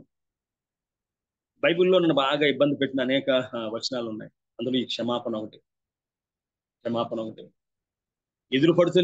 వ్యక్తులు ఎదురు పడుతూనే ఉంటారు. వారికి మనకి సంబంధం లేకపోయినా ఒక మెట్టుగాని ఎదిగినట్లయితే సమాజంలో కావచ్చు, కుటుంబంలో కావచ్చు, ఉద్యోగం చేసే స్థలంలో ఒక మెట్టు మనం ఎదిగితే సహించలేని వ్యక్తులు చాలా మంది ఉంటారు. అంటే అసలు వాడిని శత్రువుగా మనం భావించాం, కానీ వాళ్ళు భావించి అనేకమైన విషయాలు వాళ్ళు మన మీద నింద మోపడానికి ప్రయత్నం చేస్తూ ఉంటారు. దానియేలుకు అదే విధంగా అక్కడ ఉద్యోగం చేస్తున్న ఉద్యోగస్తులకి సమస్య లేదు, ఎవరి పనాలు చేసుకుంటున్నారు. కానీ దానియేలు శ్రేష్ఠుడిగా కనబడినప్పుడు దానియేలు ఏ విధంగా నేరం మోపుదామో తప్పు మోపుదాం అన్నవారు 120 మంది ఉన్నారు. కొన్నిసార్లు ఉద్యోగం చేసే స్థలంలో మనకి అది ఎదురవుతూ ఉంటుంది. ఒకటే విషయం జ్ఞాపకం ఉంచుకోండి, కుక్క మనం కరిసిందని కుక్కను మనం కరం. వారు విధంగా ప్రవర్తించారని దేవుని బిడ్డలుగా మనం విధంగా ప్రవర్తించారు. ఒక బైబిల్లో ఇబ్బంది పెట్టిన మాట ఏంటంటే, మేలైనది చెయ్యనెరిగి దాన్ని చేయని వానికి పాపం కలుగునని కొన్ని విషయాల్లో లోనికి జోక్యం చేసుకుని ఇబ్బంది పడిన సందర్భాలు చాలా సందర్భాలు ఉన్నాయి. అదేవిధంగా ద్రవ్యము నీ యొద్ద ఉండగా రేపిస్తాను పోయి రమ్మని చెప్పొద్దు ఉంటారు. సో ఆ విధంగా డబ్బులు జేబులు ఉండిచ్చి వెనక రాకుండా ఇబ్బంది పడిన కొన్ని సందర్భాలు ఉన్నాయి. ఏదైనా దేవుడు అంటాడు దావీదుని, ప్రభువా అన్నిటికంటే నువ్వు ఇచ్చిన వాక్యము నువ్వు హెచ్చించి ఉన్నావు అంటాడు ఆయన. సో బైబిల్ బోధించడానికో చెప్పడానికో కాదు, కానీ దాన్ని అమలుపరచడానికి. Of course it's not that much of easy, but still కనీసం ప్రయత్నం చేసేవారుగా మన జీవితాల్లో ఉండగలుగుతున్నామా? మొట్టమొదటిగా వేసేవారుగా ఉండగలుగుతున్నామా?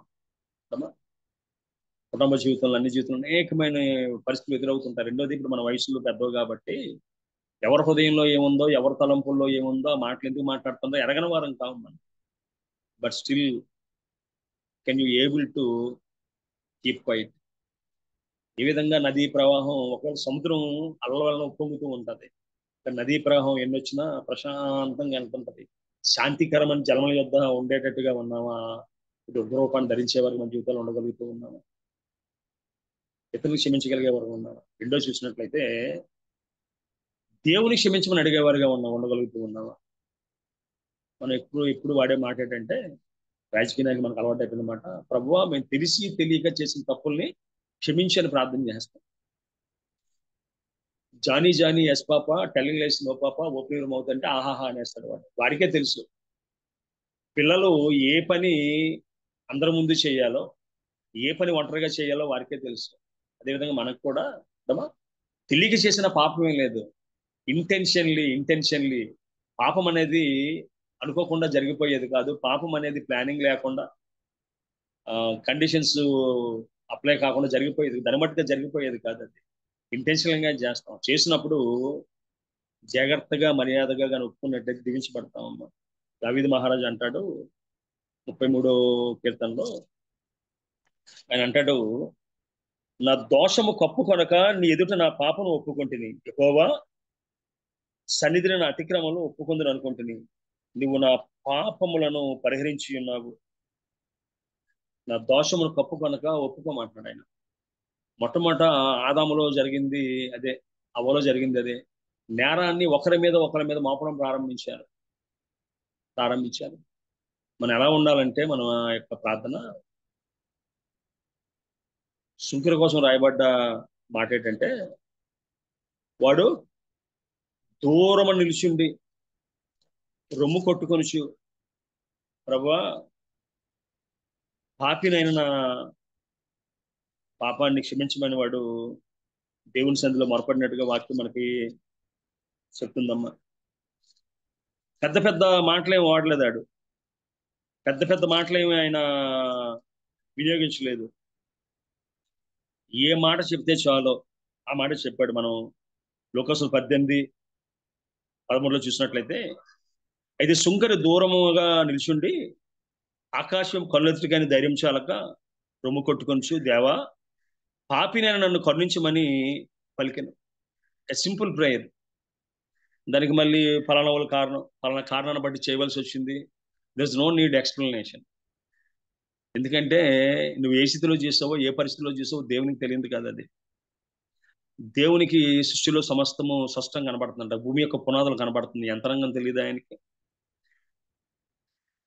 ఫిలిప్పు, నువ్వు రాకముందే ఆ చెట్టుకు దగ్గర ఉండకముందే నాకు తెలుసు అంటాడు ఆయన. నీ తల్లి గర్భంలో ఉన్నప్పుడే నేను ఎరుగుదును అంటాడు ఆయన. పొరపాటు జరిగినప్పుడు పొరపాటుగా ఒప్పుకొని ఉన్నట్లయితే, ఎందుకంటాడు, అతిక్రమం చేయవాడు వర్ధిల్లుడు, దాన్ని ఒప్పుకొని విడిచిపెట్టేవాడు కనికరం పొందును అంటాడు. అంతేకాకుండా దేవుడు మనకిచ్చిన గొప్ప భరోసా ఏంటంటే, 1 యోహాను పత్రిక 1:7 నుంచి అంటాడు, అయితే ఆయన వెలుగులో ఉన్న ప్రకారము మనము వెలుగులో నడిచిన యెడల మనం అన్యోన్య సహవాసం గలవారమై ఇందుము. అప్పుడు ఆయన కుమారుడైన యేసు రక్తము ప్రతి పాపం నుండి మన పవిత్రులుగా చేయును. మనం పాపం లేనివారమని చెప్పుకునే యెడల మనమే మోసపుచ్చుకుందాం, మరియు మనలో సత్యం ఉండదు. మన పాపములు మనం ఒప్పుకునే యెడల ఆయన నమ్మదగిన వాడును నీతిమంతుడు గనుక ఆయన మన పాపము క్షమించి సమస్త దుర్నీతి నుండి మన పవిత్రులుగా చేయని వాక్యం సెలవిస్తుంది. మనమే నీతిమంతులుగా ఉంటే, మనమే బుద్ధిమంతులుగా ఉంటే, మనమే పాపం లేని వారికి ఉంటే, యేసుక్రీస్తు లోకానికి వచ్చి కలువరి శిలువలో మరణించవలసిన అవసరం, అగత్యం ఏమొచ్చింది? మన పాపులుగా ఉన్నాం, మనకు క్షమాపణ అవసరం. క్షమాపణ అవసరం. దేవుని సన్నిధిగా బైబిల్లో అంటాడు, మిమ్మును బట్టియే కదా నా నామం అన్యజనుల మధ్య దూషింపబడుతుంది. ప్రపంచంలో యేసుక్రీస్తుని విమర్శించేవాడు ఎవడు లేడండి. ఆయన అన్నాడు, నాలో పాపం ఉన్నదని ఎవడో స్థాపించగలడని ప్రపంచాన్ని సవాల్ విసిరాడు ఆయన. అంతేకాకుండా యేసుక్రీస్తు కన్నా పడ్డ మాటలండి, అయ్యా మేము వ్యభిచారం వల్ల పుట్టిన వారం మేము కామంటున్నారు. అంటే అర్థం ఏంటంటే, అయ్యా నువ్వు వ్యభిచారం వల్ల పుట్టినవాడు అంటున్నారు.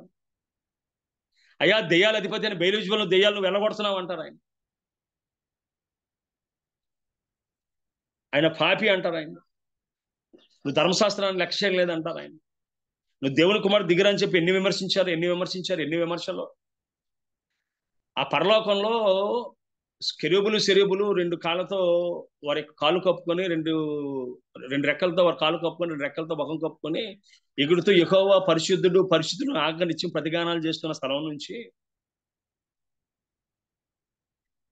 ఆ ఈ లోకంలో జీవించిన సంవత్సరాలు, ఎస్పెషల్లీ 3.5 సంవత్సరాలు రోజు విమర్శ. విమర్శ. అంతేకాకుండా ఆయన వల్ల మేలు పొందిన వారు కూడా విమర్శించారు. మనకి భీమిలిలో ఏఎంసీ ఉంది, చాలా మంది పాపం సహాయం చేసేవారు వాళ్ళు. కొన్ని సంఘటనలు ఏం జరిగిందంటే ఈ యొక్క మీడియా వారు అది తక్కిన వారు దాన్ని బాగా దాడి చేశారు వాళ్ళు. అలాగే వారిని చాలా ఇబ్బంది పెట్టారు, డబ్బులు డిమాండ్ చేశారు. అప్పటి నుంచి ఏం చేశారంటే వాళ్ళు ఆ సంఖ్యను తగ్గించేసుకున్నారు. వాళ్ళు ఆ సంఖ్యను తగ్గింది, మాకెందుకు తలనొప్పి అన్నట్టు. మనలో కూడా చాలా మంది ఎందుకు కొన్నింటిలో వెనకబడిపోతున్నాం అంటే, మనకెందుకు విమర్శలు, మంచి చేసి ఎందుకు మనం చెడ్డ తెచ్చుకోవాలి, ఆపేస్తే పోలే అన్నట్టుగా ఆపేస్తున్నాం.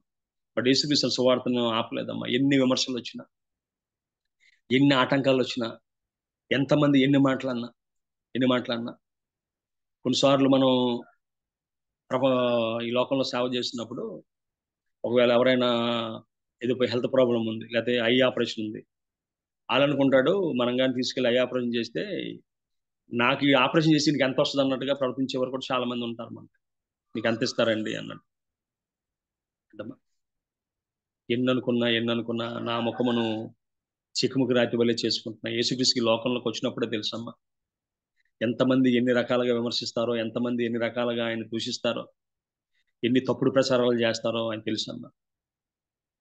కుమార్తె ఆ దూషణ, విమర్శ అనేది యేసుక్రీస్తు నడిచి వెళ్ళిన బాట.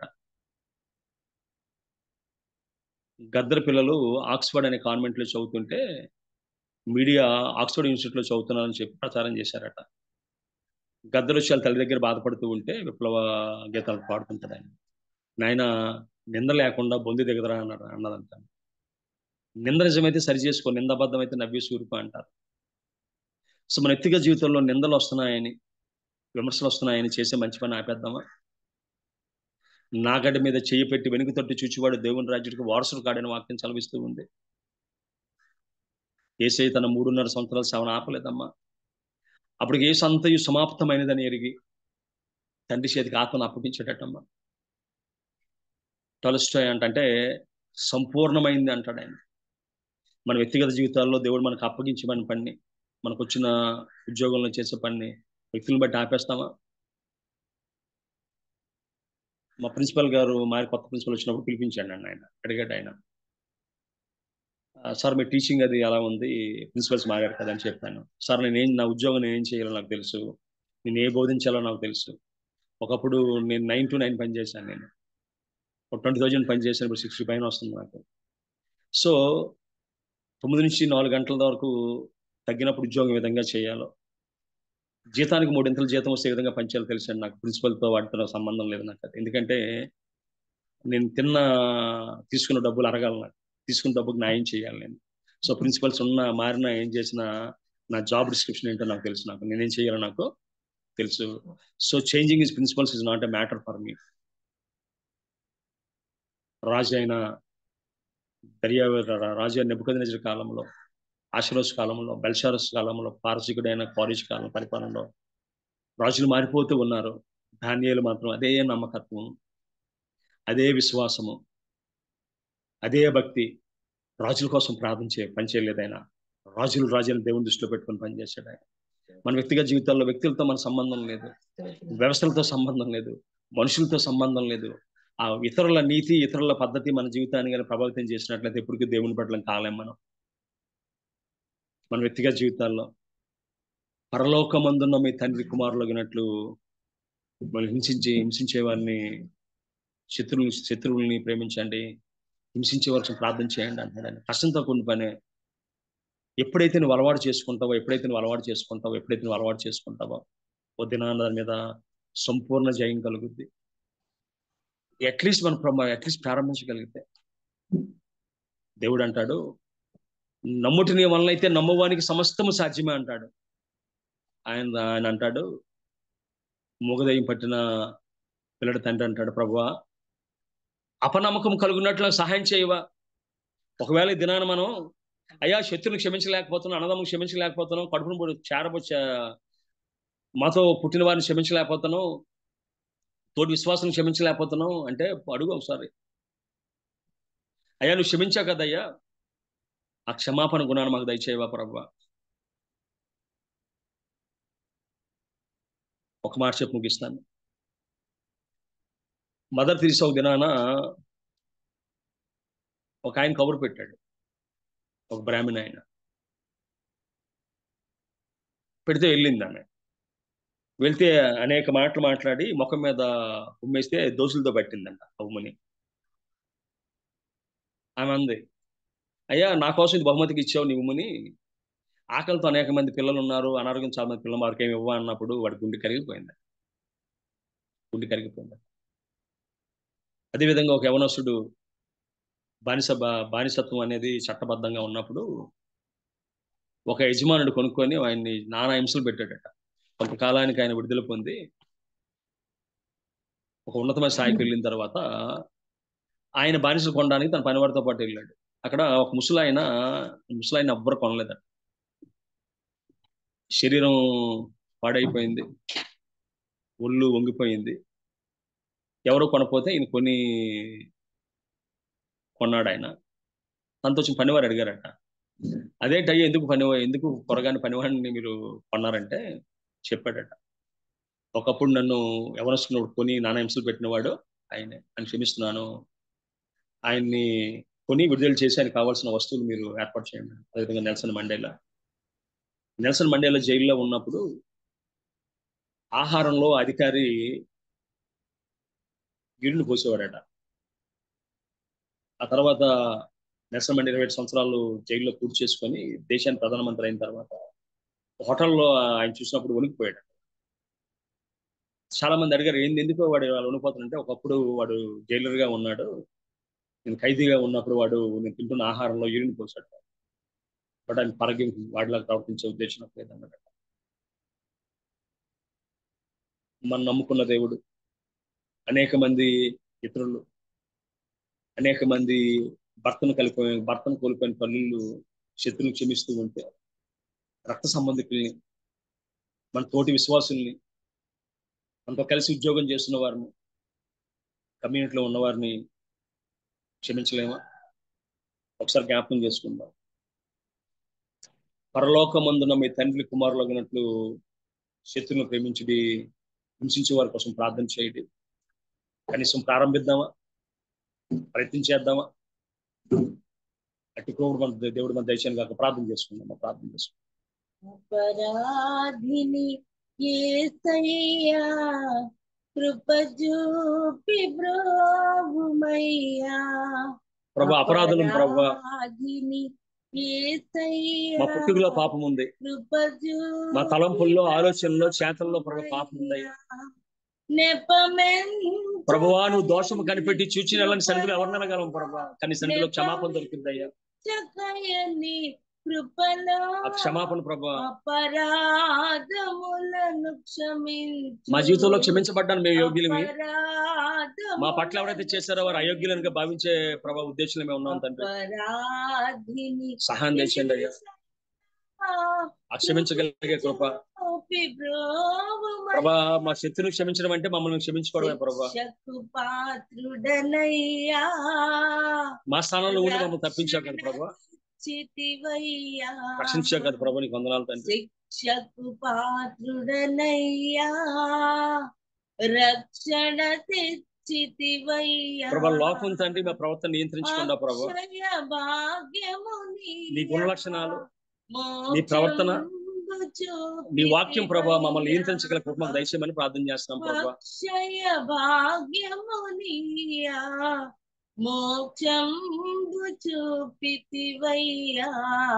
తప్పిపోయిన కుమారుని క్షమించిన తండ్రిలా, అన్నదమ్ములు క్షమించిన యోసేపులా, భార్య పట్ల పొందగా ప్రవర్తించిన అబ్రహాములా,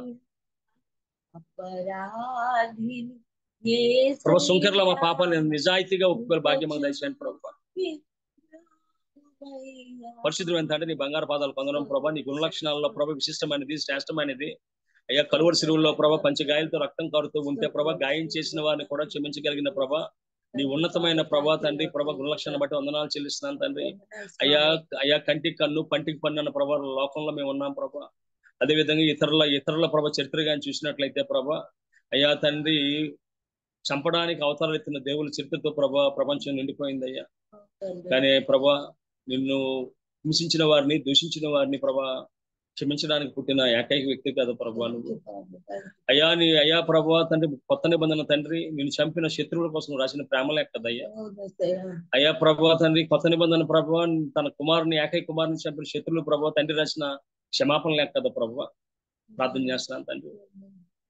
అయ్యా యోనాకు అర్థమైన నీ ప్రేమ, దావీదుకు అర్థమైన నీ ప్రేమ ప్రభా, క్షమించుటకు సిద్ధమైన మనసు కలిగిన దేవుడు ప్రభా. ఎంతమందిని క్షమించావయ్యా నీ బిడ్డలుగా ప్రభా, ఇతరులు క్షమించగలిగే మనసు అయ్యా ఈ దినాన ప్రారంభించగలిగే కృప దయచేయండి. ప్రార్థన చేస్తుండగా ఎవరైతే ప్రభా ఎవరితో మాకు మాటలు లేవో, ఎవరి యొక్క దేవతన ప్రభా ఉనికైతే మాకు పడదు, ఎవరితో సంబంధం కలిగడానికి ఇష్టపడమా ప్రభా, వారందరినీ క్షమించగలిగే కృప, వారందరితో నిశ్చితమైతే తిరిగి ప్రభా మా బంధాలను పునరుద్ధరించుకునే కృప మాకు అందరికీ దయచేయమని, వెతుబడి వాక్యం మొదలు ఫలం చేయమని, ఇందులో పాల్గొన్న ప్రతి బిడ్డను పేరు పెట్టి దీవించమని, దీన్ని ఏర్పాటు చేసిన బాబీ రత్నాకరణ్ గారిని, కోర్ టీం వారిని, అదే సహకరిస్తున్న బిడ్డలందరూ దీవించమని ఈ చిన్న ప్రార్థన మా ప్రభులు ప్రీకుమారైన యేసుక్రీస్తు దివ్యనామమున అడుగుకుంటున్నాం పరమ తండ్రి.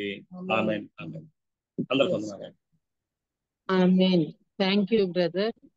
మరి చాలా చక్కని వర్తమానాన్ని అందించారు. క్షమించడం గురించి, ప్రేమించడం గురించి, మరి యేసు క్రీస్తు కలిగిన ఆ స్వభావాన్ని మేము కూడా కలిగి ఉండాలని చక్కగా గురించినందుకు వర్చువల్ ప్రేయర్ ఫ్యామిలీ తరఫున మీకు ప్రత్యేక వందనాలు తెలియజేస్తున్నానండి. మరి మన మధ్యలో ఉన్న పాస్టర్ మురళీ బాబాయ్ గారు ముగింపు ప్రార్థన, పరలోక ప్రార్థన ఆశీర్వాదం ఇవ్వాల్సిందిగా కోరుతున్నానండి. ప్రార్థన చేసుకుందామండి. మహా పరిశుద్ధుడా, జీవం కలిగిన దేవ, జీవాధిపతి, మీ ఘనమైన పాదాలకు వందనాలు, స్తుతులు చెల్లిస్తున్నాం.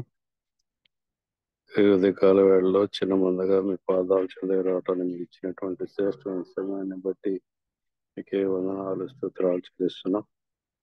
ఇంత పర్యంతం మీ దేవుని దాసుడు జామి రవికుమారయ్య గారు నిలువబెట్టుకున్నారు. శ్రేష్టమైన మంచి మాటలు మీరు మాకు బోధించినారు. మీకే వందనాలు, స్తుతులు చెల్లిస్తున్నాం. రవికుమార్ గారి యొక్క పరిచయం దీవించండి, ఆశీర్వదించండి. వారి కుటుంబంలో దాచిన మేలు అనుగ్రహించండి. వారి యొక్క కుమార్తెను దీవించండి. చదువుతూ ఉండగా బిడ్డను చదువులో ఉన్నత దశకి తీసుకుని వెళ్ళమని ప్రార్థిస్తున్నాను నాయన. అలాగనే ఉదయకాల వేళలో బాధ్యత కలిగి మీ మాటలు వినడానికి ఆయన జూమ్ కుడికిలో వచ్చినటువంటి ప్రతి బిడ్డను మీరు దర్శించండి.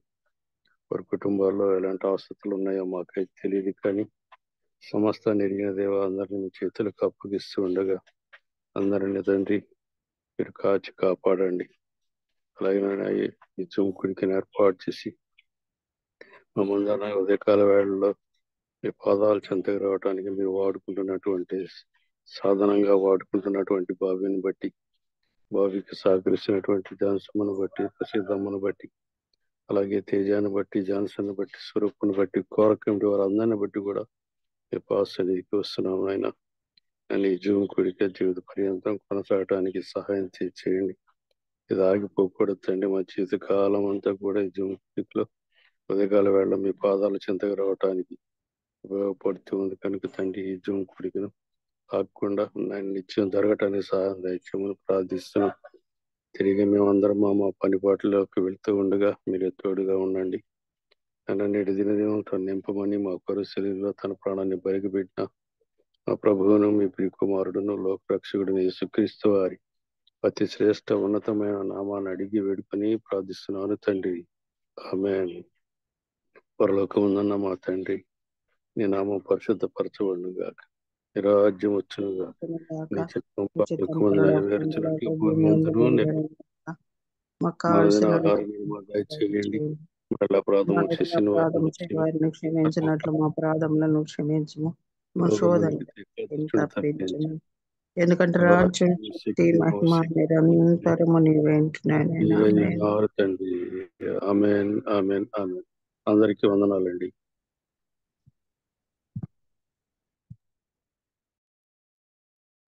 ఆశీర్వాదం. మన పరమ తండ్రి అయిన దేవుని ప్రేమ, కుమారుడైన యేసుక్రీస్తు వారి కృప, ఆదరణకర్త అయిన పరిశుద్ధాత్మ జనాన్ని సహవాసం చేరుకున్న మనకును, వాక్యం అందించినటువంటి బిడ్డకును, సకల పరిశుద్ధులకును సదాకాలముతో నడిపించును గాక. ఆమేన్, ఆమేన్, ఆమేన్. థ్యాంక్ యూ గారు. మరి ప్రార్థించి ముగించిన పాస్టర్ మురళీ బాబాయ్ గారికి, అలాగే వాక్యం అందించిన రెవరెండ్ జామి రవికుమార్ గారికి ప్రత్యేక వందనాలు తెలియజేస్తున్నానండి. అట్లాగే జామి రవికుమార్ గారు చెప్పిన మెసేజెస్ చాలా ఇంకా ఉన్నాయండి మన యూట్యూబ్ ఛానల్లో. బాబీ రత్నాకర్ అని టైప్ చేస్తే మీకు అందుబాటులో ఉంటాయండి. దయచేసి వాటిని కూడా వినియోగించుకోవాల్సిందిగా కోరుతున్నానండి. అందరికీ వందనాలండి. జాయిన్ అయిన ప్రతి ఒక్కరికి వందనాలు. హ్యావ్ ఎ నైస్ డే అండి. ముగించుకుందాం.